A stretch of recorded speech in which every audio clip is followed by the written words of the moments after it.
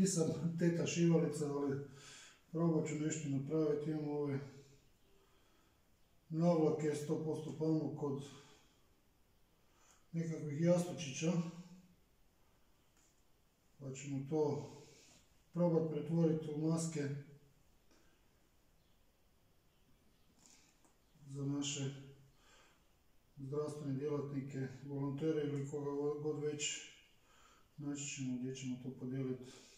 Ili evo nakon potresa bit će potreba i građevinskim radnicima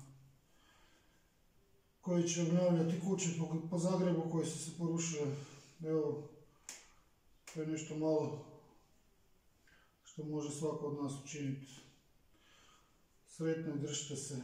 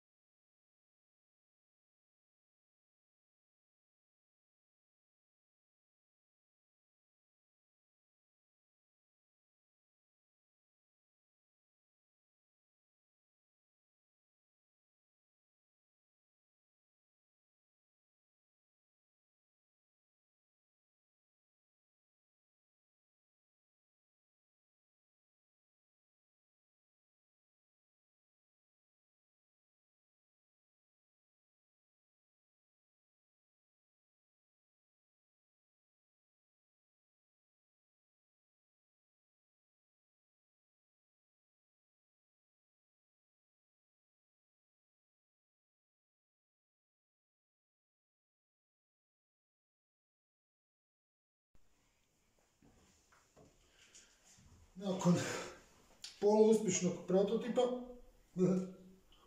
malo sam fulao sa ovim gumicama. Idemo ponovo.